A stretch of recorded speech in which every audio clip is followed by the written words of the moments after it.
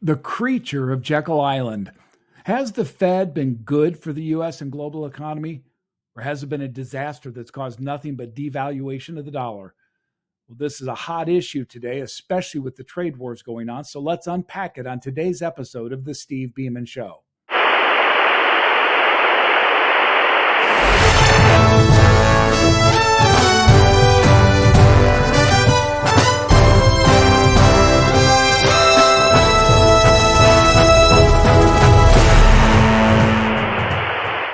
Welcome back. As you know, in the Steve Beeman Show, our goal is to always educate and empower people with the information they need to build thriving and prosperous lives, especially as we move into the digital economy. And today's program is about something that has been labeled the creature of Jekyll Island. Yes, that's the Federal Reserve. Has it been really bad for the U.S., just creating inflation and devaluation of the dollar? Or has it really helped stabilize our economy and get us out of some real trouble? Certainly, with an imperfect past, let's take a look today at the Federal Reserve. Many of you know, especially some of my listeners who've watched for years or talked with me, you know the Fed was created in a secret meeting on Jekyll Island out on the East Coast in 1913. This was secret because the people involved knew the United States citizenry would not go for a central bank. Let's go back to Andrew Hamilton and his efforts to build a central bank at the first founding of the United States with the First National Bank of America. I think that was the name. It may not be, but it was close. Point being, we've toyed with the idea of a central bank ever since we started. Now, the Constitution clearly gives Congress the right to coin money and to manage that money. But in 1913, having just come out of another major financial meltdown, Congress delegated that authority to the newfound Federal Reserve. Well, now, why did it happen? What caused this Federal Reserve System to be built in the first place? Well, prior to 1913, throughout the development of the country, we had had a free market banking system for the most part, where banks could lend out money that they raised on their own. They could create their own gold certificates, their own silver certificates. So the banks were independent of any federal regulation and any kind of, I'll say, cooperation among them. Well, about every 10 years, the United States faced a financial meltdown. And it was caused, as always, by banks over-leveraging themselves and taking undue risk with the capital that they'd been entrusted with. So we have a problem that develops in 1910, where the U.S., going through one of these cycles, has a real meltdown. And this time, the only viable solution is go to the wealthiest man in the country, J.P. Morgan, and have him bail out the United States economy. Now, the fact of the matter is, what JP Morgan did was just pump a bunch of his money into the economy to keep it liquid. As you know, if business can't get money, it can't make payroll. If payroll doesn't get paid, people don't spend money, and the economy cycles downward real fast. So the Fed was created specifically in response to this overwhelming volatility that had been experienced since the founding of the country. Now, you could argue that that 10-year cycle was necessary, that it weeded out the problems and the different things from people, that it brought stability and equanimity to the markets through the free market hand of capitalism, as described by Adam Smith. Others would say it was created because there was no regulation on the banks, and the banks could do whatever they want, and therefore they took undue risk. Well, we don't know, and I think the jury can be out on whether or not the kind of theory behind the Fed has proved true. We have, since 1913, when it came into place, won World War I, we won World War II, we won the Cold War, much in part due to our ability to finance it through the Federal Reserve government activities of borrowing money. Now, that could be seen as the good. The bad of it is clearly that the dollar has devalued some 97% since the Federal Reserve got involved because the Federal Reserve builds in inflation. Now, we're deep into economics lessons here because inflation is necessary in a debt-ridden economy. Prior to the creation of the Fed and prior to the late 1800s or 1900s, excuse me, 1800s. The US economy operated on an equity system when you typically had capital put up as equity, and the equity markets were larger than the debt markets. Well, beginning in the early part of the 20th century, that completely changed. Debt began to spiral, began to get bigger and bigger and bigger. And as that debt grew, so did the economy. Debt, turns out, is a very real catalyst for economic growth. So the Federal Reserve expanded upon this notion of fractional reserve banking, in which a bank has to put a fraction of its total capital in reserves. And it used that leverage to build a booming 20th century economy. Now, were there mistakes? You're darn right there were. Clearly, the Great Depression, in my mind, was brought about by a Fed that tightened the money supply after the crash of the markets in 1929. Now, the whole reason the markets got where they were is because of the Fed, too. The Fed was allowing banks to take risks with people's money, including investing in the stock market. So when the stock market came down 50, 60, 70%, those banks were wiped out. Well, the Fed allowed that. The Fed was more concerned with keeping the economy going, so it kept pumping money into it. Well, that all came and the bubble burst in 1929. And then the Fed, in response, tightened up the money supply. That, together with the Smoot-Hawley Tariff Act that Roosevelt put in, assured us that we would have a 10-year depression. Now, you come down the other side of it and you say, because of the nature of the Federal Reserve and the U.S. government in bed together, and we'll go through the structure of it in a second, but because of that, we were able to finance World War II. That's a really good thing. We won a major global war, largely, though, on borrowed money. And here's part of how that works. Let's talk about the structure of it. The Federal Reserve is not federal, and it's not really a reserve. It's a coordinating activity. It's a consortium, a cartel, if you will, of bankers who get together to put regulations and capital requirements on each other. It is owned by the member banks. There are 12 Federal Reserve banks. They own shares. And when a bank wants to apply for membership in the Fed, together with now FDIC insurance for its depositors, well, it's required to buy shares in the Fed. Those shares cost $1. No, it's $100. I think they're still sold at par value.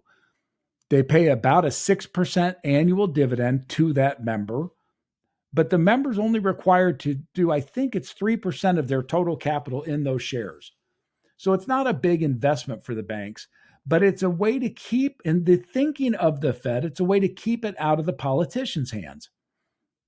It's pseudo-privately owned.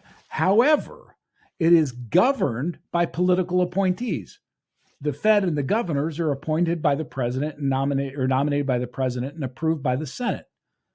So they created a non-governmental organization to which they delegated the right to coin money.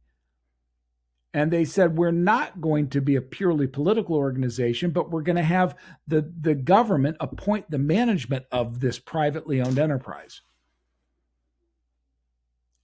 You could argue that it was a brilliant solution to an incredibly complicated problem, or you could argue that it created a monster. Maybe it has. Let's look at it. Right now, as you know, the U.S. government way overspends its budget. Today, we're spending about $2 trillion a year more than we bring in. So the government has to go out to the markets and sell debt. It's got the Treasury Secretary every week has to sell so much debt. They sell it to governments, pension funds, private investors. Anybody who buys a Treasury note, bond, or bill is buying government debt. That's the primary way the government funds this. But let's assume for a moment there's no buyers out there. Let's assume today that China backs out of its buying of U.S. bonds. Well, who then does Treasury go to? Well, they go to the Federal Reserve. They knock on the door of the Fed chairman and say, Mr. Chairman, we need to borrow $10, $20, $30 billion from you this month or this week. The Fed chairman says, I don't have that kind of money. So let's create some. And it goes out to its member banks, and it effectively buys these bonds from the government by releasing new capital into the system. So it gives the government new cash, it has the government bonds.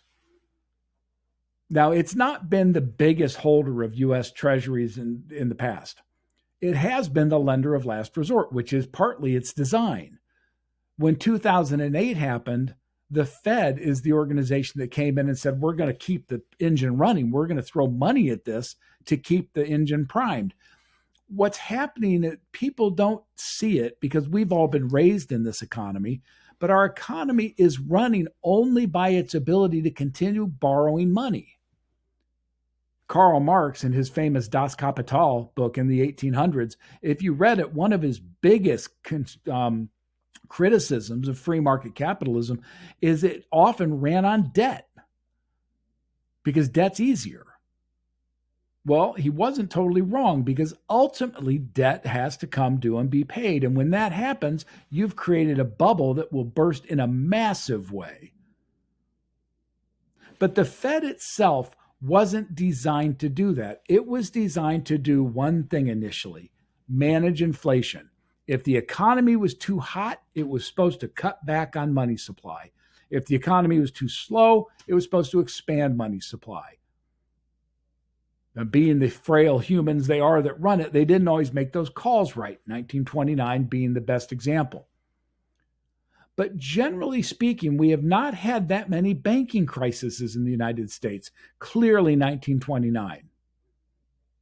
We had the enormous dysfunctionality of taking the US off the gold standard in 1973, which created a fiat currency. But we didn't have a real banking crisis until 2008. So if you look historically and say about every 10 years, the US went through one of these massive banking crises. Since the invention of the Fed or the imposition of it, we've not had that many. We've had a couple in the last 100 years. So it's kind of seemingly done its job. Now, it's done it, I think you could say this fairly, at great expense to future generations. Because the way it's done it is to facilitate the government from spending more than it brings in. That's it. It fuels debt. Now, that debt, and we'll talk about that in the next episode, I want to make an argument for you why the digital economy is our only way out. Because right now, we've built up a debt bubble in the United States with $100 trillion in aggregate debt between people and the government. $100 trillion. That's what's fueled our economy for the last decades. But eventually, that debt bubble bursts.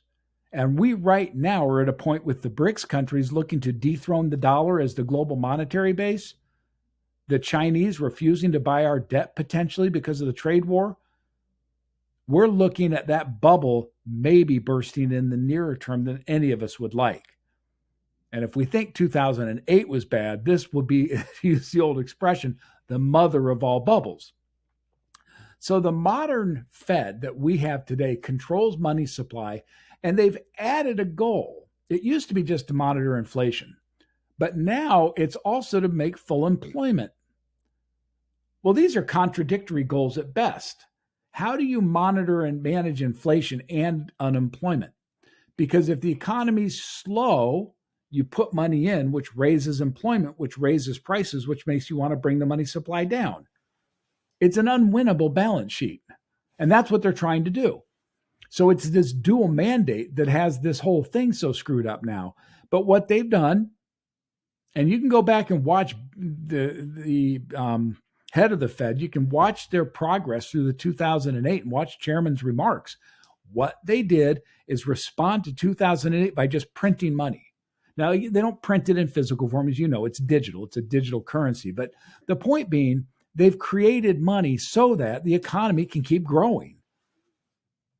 The problem we now have is we're at a point where money has to get borrowed to pay the debts that we have and the interest that we have at ever increasing speeds.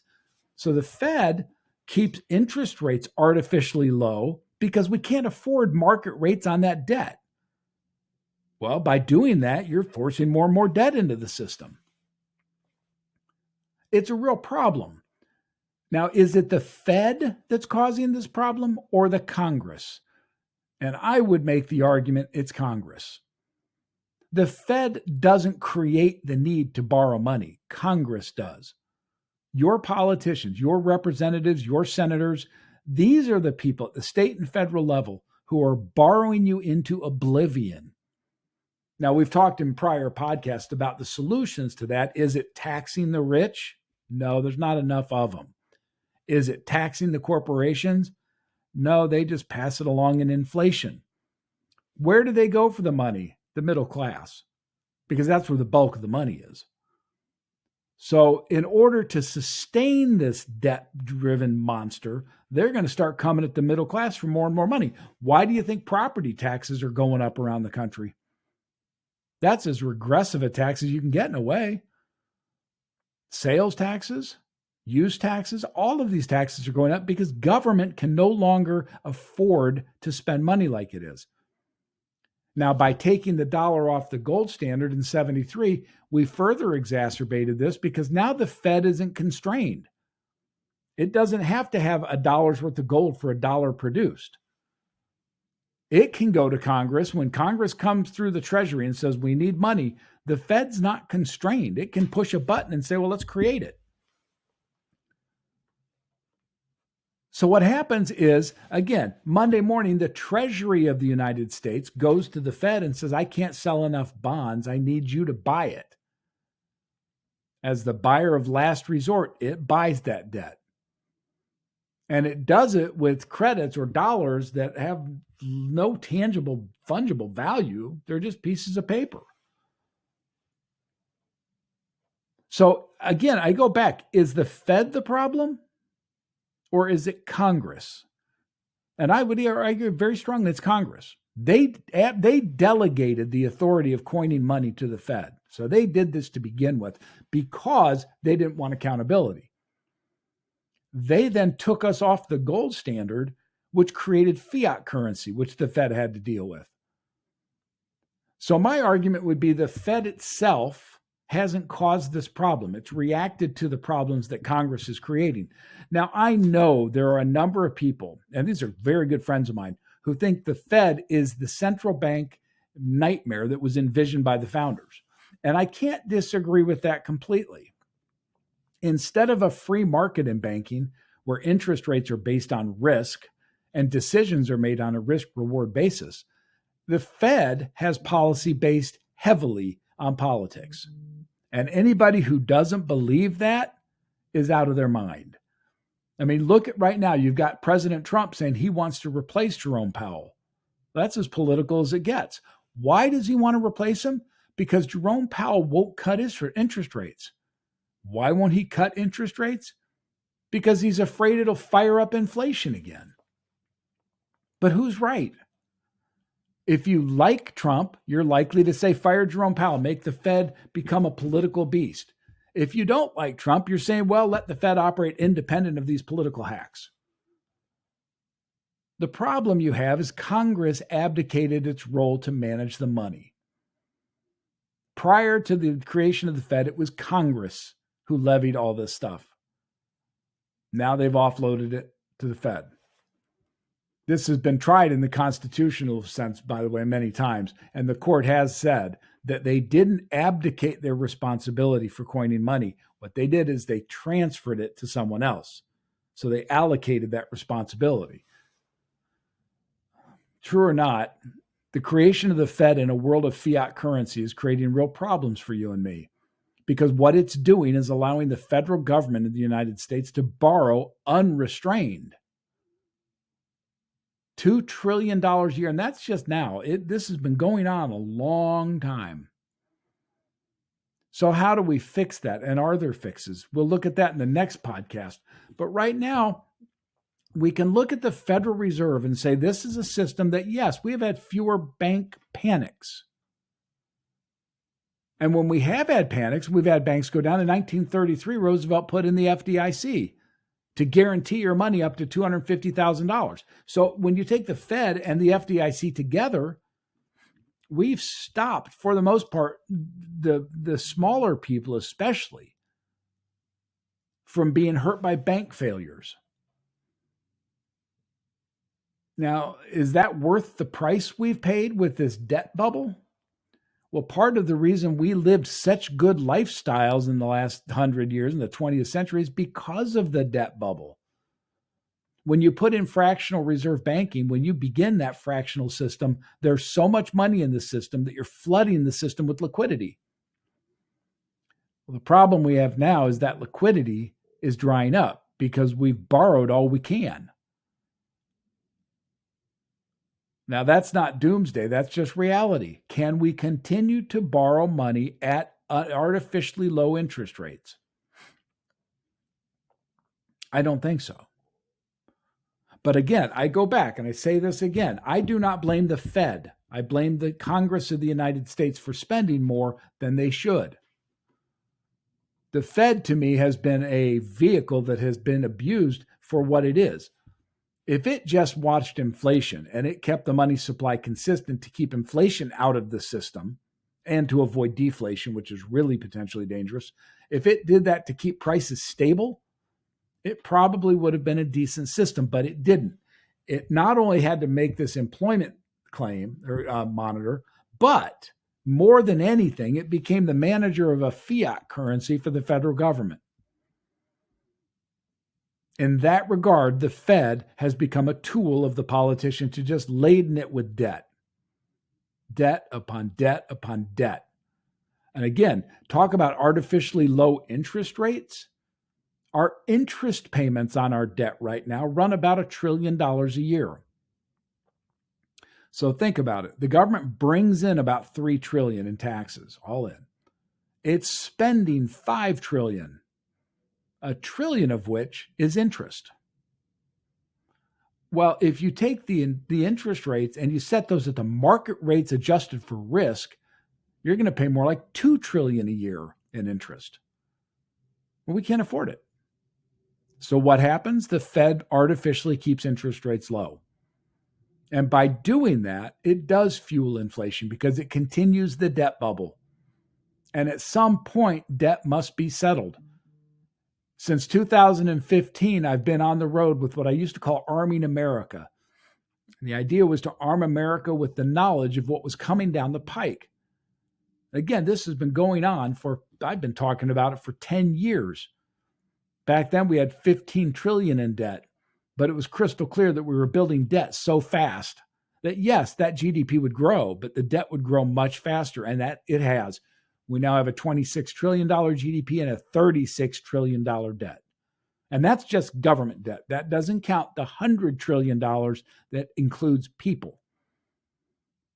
You've seen statistics lately that credit card companies are becoming worried about things. You've seen auto loans getting worse and worse into default. All of that's because the debt is coming home to roost. Debt must be settled. You either pay it off, you bankrupt on it, or you inflate it away. And I assure you, the inflated away is the preferred method for the government, which is why we're set up to see more inflation. Now, you could see producer prices come down because material prices come down, fuel prices come down, energy prices come down. You'll start to see some real downward pressure on prices because of those things. But in the capital markets, the interest cost of building new plant and equipment, buying a home, buying a car, those things are set to continue to go up, especially if the Chinese quit buying our debt. Now, I don't know that they will. I don't know that this trade issue we have with China today will cause that. But if they do, and if the BRICS, Brazil, Russia, India, and China, pull the U.S. out as reserve currency, the value of the dollar against imports will dry up. What does that mean to you? It means $6 gasoline, not $3. It means much more expensive imports. The advantage of a strong dollar is you pay less for imports. The disadvantage of a weak dollar is you pay more for imports. Now, your exports are less expensive. I mean, that's why people play currency games. China's manipulated their currency for 30 years.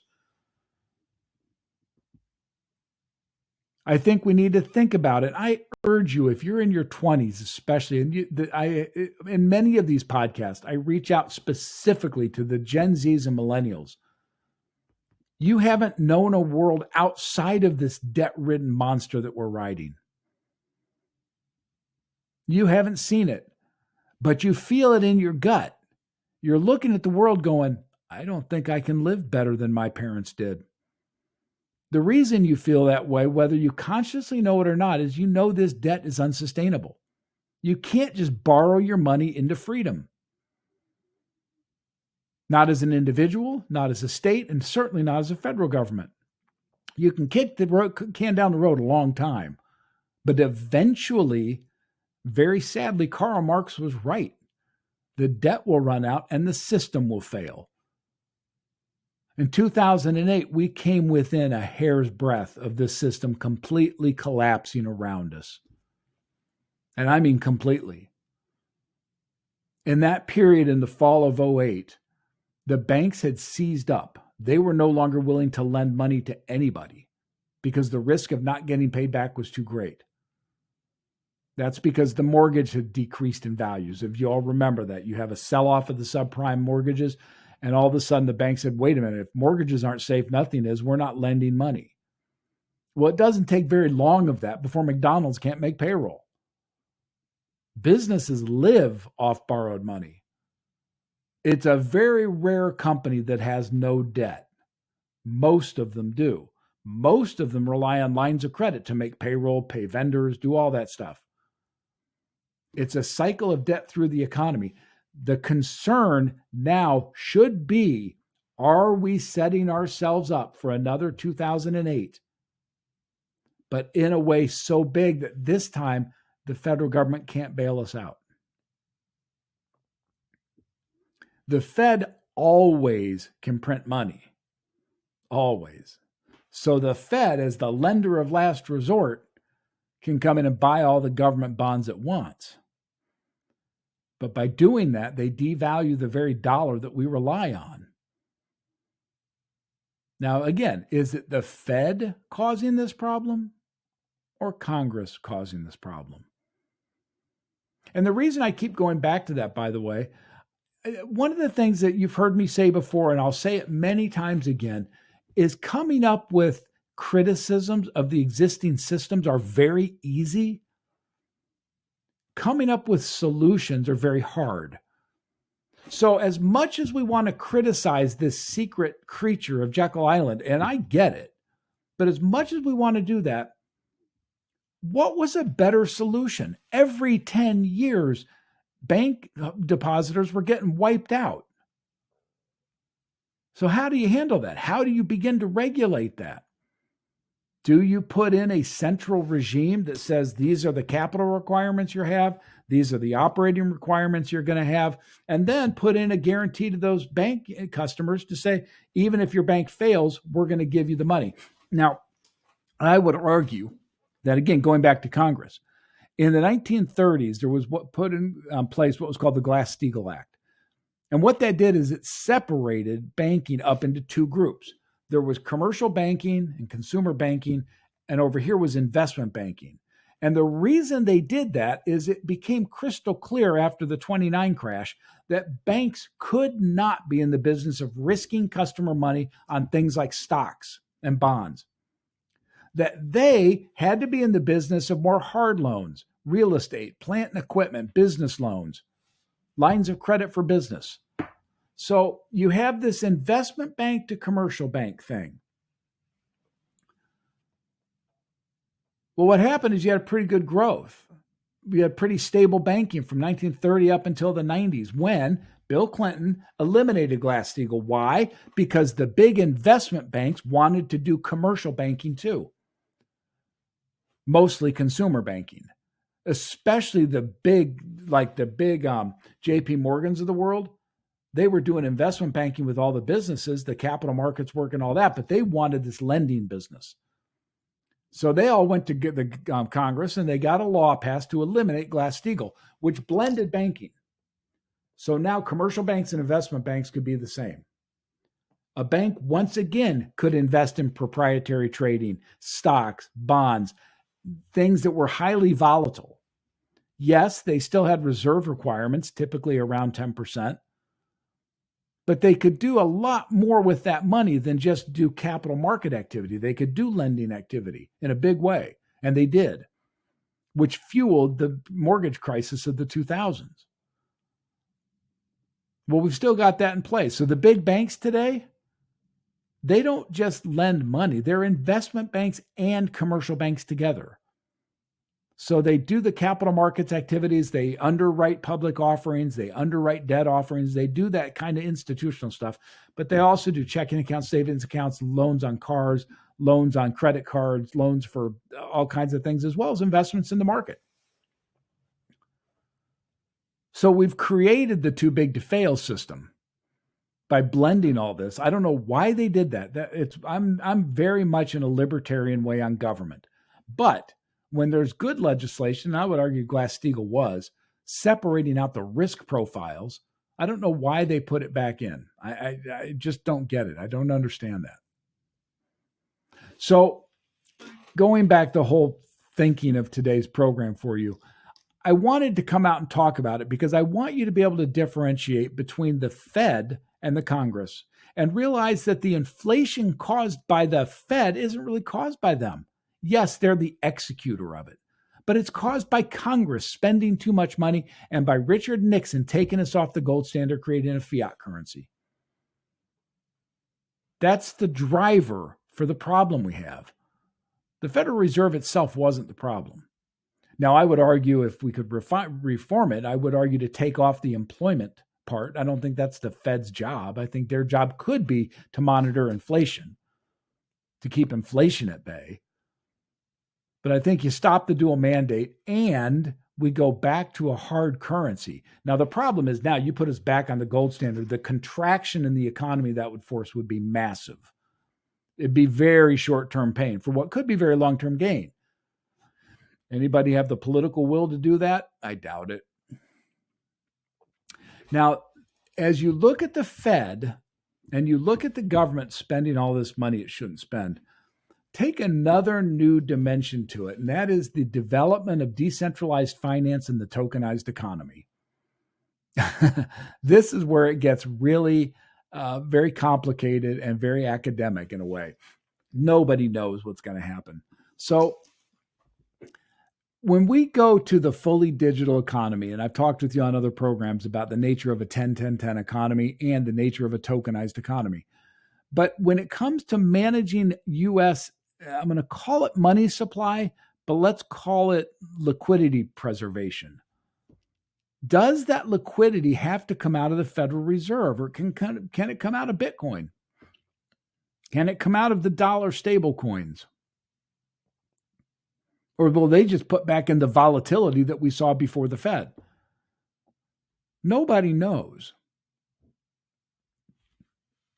I think we're headed toward a digitized economy in which the Fed and the government are almost second players because I believe in you. I believe in people. And I believe the digital age brings a decentralization to it all such that you run your own economy. You trade in the tokens you want to trade in. You don't have to use the dollar. We look at the BRICS demonetizing the US dollar. You're going to do it. You're going to trade goods in tokenized economies between each other, with no banks involved. Completely frictionless system. What does that do to the value of the dollar when it's no longer the primary trading tool? I don't think you'll care. Because with the power of blockchain, the power of smart contracts, and the power of digital tokens, you're going to be able to do business from anywhere around the world without any friction, without any interference. The only problem that's going to exist is the government won't know how to tax it. And because, again, as we've discussed in programs before, the government always manages in the rearview mirror,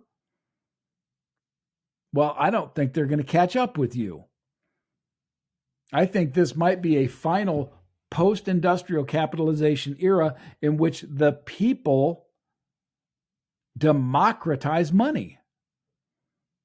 To me, that's quite exciting. And again, probably the next program, I'm going to talk about why we need a transition like this, because we'll talk about the potential solutions to the debt problem we have for real, and the outcomes if we don't get those done. I think you'll see together with me, we have to do something different. And to me, we've got it. It's blockchain, tokenization, smart contracts, all of this stuff put together. I think it can be a very bright future of individualism, which individuals run their own currency, they run their own wants and needs. I think we're seeing that. And so that becomes the dimension to say we could be entering an era when all of this is moot. And nothing would make me happier than that.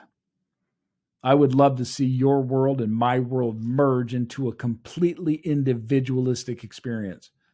When I do business with you because I like you or I value your product, you do business with me because you like me or value my product, and we don't have intermediaries saying, okay, you transact with each other and we'll take a cut off the top.